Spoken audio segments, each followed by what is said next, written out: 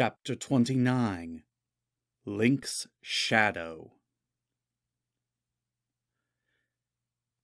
If aggressiveness was the word used by the Triforce of Courage to describe this shadow thing, then it was accurate, since the black figure immediately attacked with a powerful overhand swing of his sword.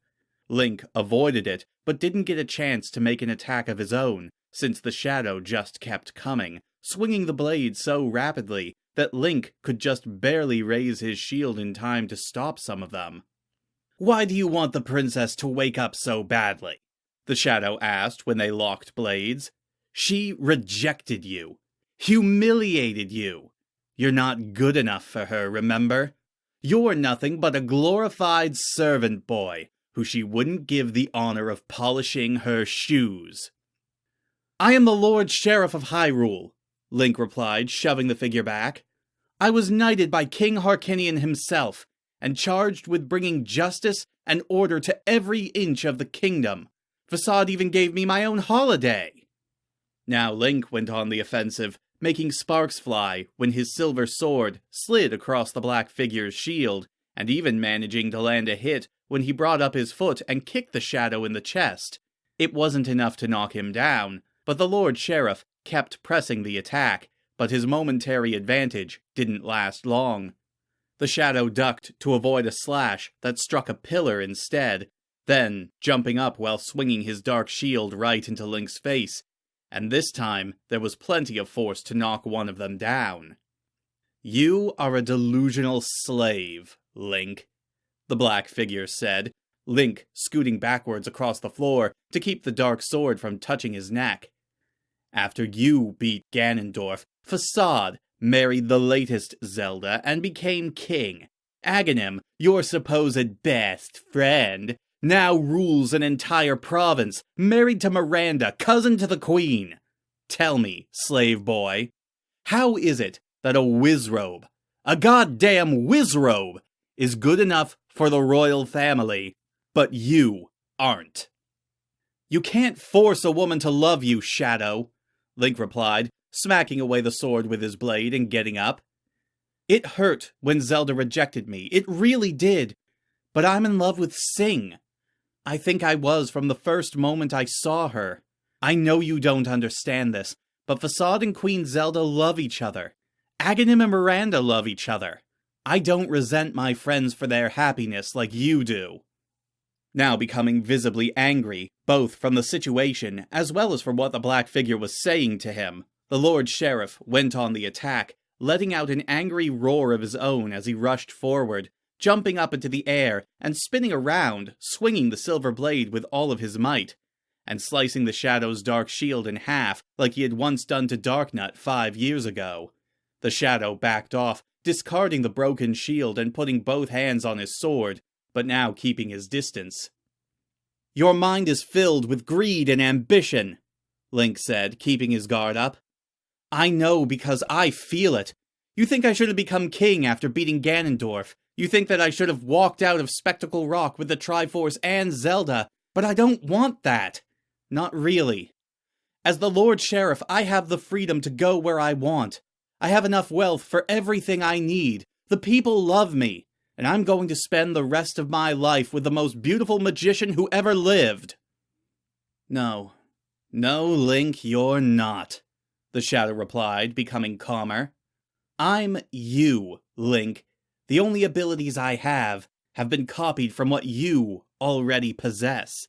You could defeat them, all of your friends, and rule this land while having both Zeldas, Miranda, and Sing as your concubines. But no, you're weakened by love and honor. Let me show you your true potential to conquer." No longer angry, no longer taunting, the black figure was completely focused, calm, and centered as he walked towards the Lord Sheriff, and whereas his attacks had been wild and forceful before, this time, when the shadow used his dark blade, it was with nothing but precise, refined swordsmanship. Link deflected the first 2 attacks, but then cried out when the dark blade tore across his forearm, cutting the shield's straps so that it fell to the floor with a clang, and leaving him just barely able to avoid a stab that came for his face. Aggression isn't just a blind rage that destroys everything in its path, the black figure said, as Link put both hands on his own sword. Anger can be focused. It can be channeled to inflict harm on only your enemies, while leaving everything else untouched. Now get on your knees and submit to me, Link, or I'm going to start cutting you. Never, the Lord Sheriff replied. I didn't submit to Ganondorf. I didn't submit to that horse monster. And, okay, I submitted to Barba, but he was a hell of a lot scarier than you are. Not waiting for the shadow to attack first, Link swung his sword, only to have it knocked out of the way when the black figure kicked the hilt with his boot, and then there was a stinging sensation when the dark blade tore across Link's chest. He tried to regain his balance and attack again, but the shadow leaned back to avoid the slash aimed at his neck, bringing his boot up into the Lord Sheriff's groin at the same time.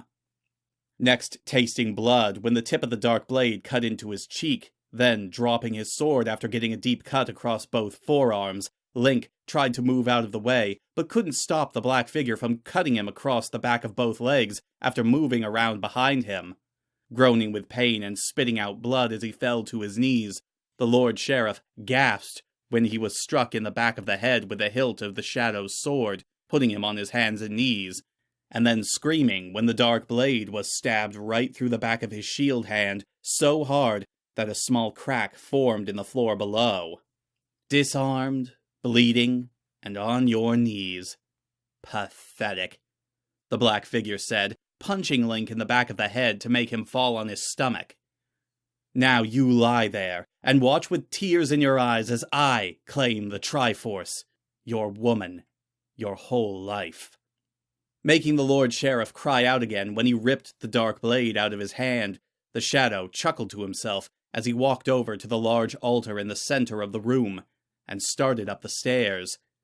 Bleeding and hurting a lot worse than he wanted to admit, there was no way that Link could take on his shadow again in a fair fight, but he wasn't about to just hand him the Triforce of Courage.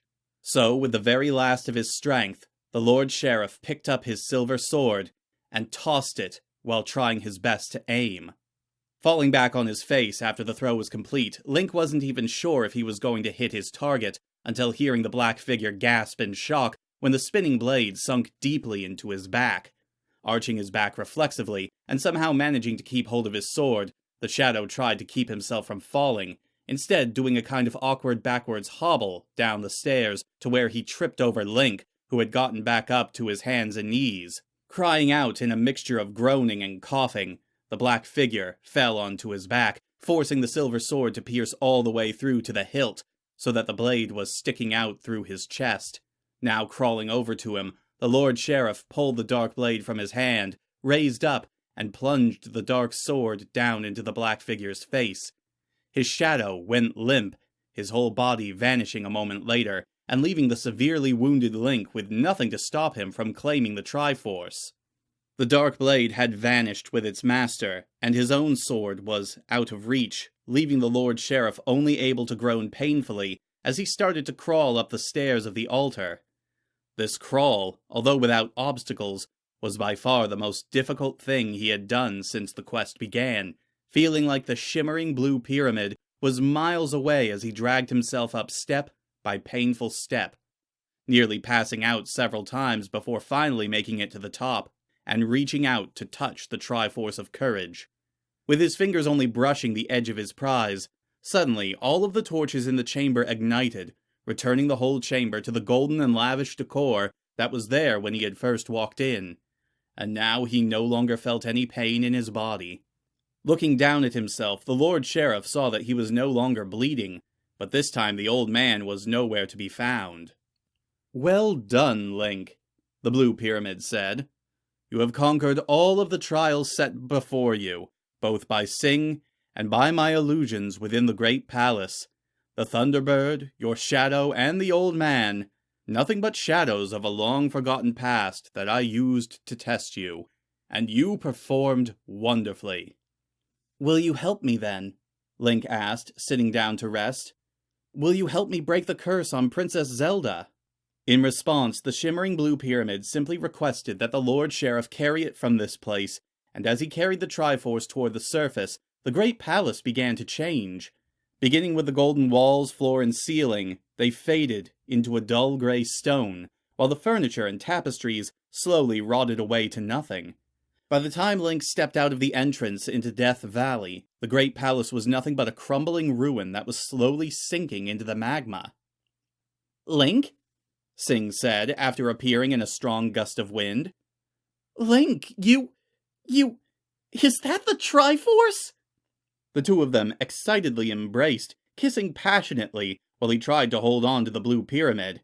And now that the quest was finally over after all of this time, the two of them held on to each other tightly, while the dark-haired magician played the note on her recorder that would send them all the way back to North Palace.